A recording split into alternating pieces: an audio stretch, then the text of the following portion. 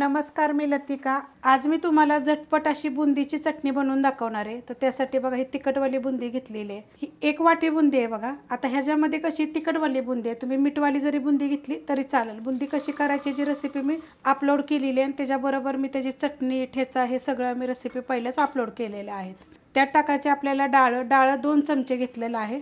मिरची पावडर तिखटाप्रमाणे घ्या, तुमच्या कमी जास्त जसं आपल्याला तिखट लागेल तसं। ह्या टाकायचे चवीनुसार मीठ, थोडंसं टाकायचं आपल्याला ह्याच्यामध्ये काळं मीठ। त्यात टाकायचे छोटा 1 चमचा जिरं, हलकंसं भाजलेलं आहे बघा, जास्त भाजलेलं नाही, जास्त भाजून जरी घेतलं तरी चालेल। त्यात टाकायचे आपल्याला लसूण आणि आता हे मिक्सरला फिरवून घ्यायचे, बारीक करून घेतलेले आहे। आणि जी चमच्याचं साहित्य सांगितले, जी डाळ वगैरे घेतली ती ह्या चमच्याच्या मापाने घेतलेलं बघा, एकदम मोकळी अशी होते आणि छान लागते। आता तुम्ही ह्याच्यात काय काय टाकू शकता तुम्हाला मी सांगते। ह्याच्यामध्ये सुक्कं खोबरं टाकायचं, पण सुक्कं खोबरं कसं करायचं माहिती आहे का, भाजून टाकायचं।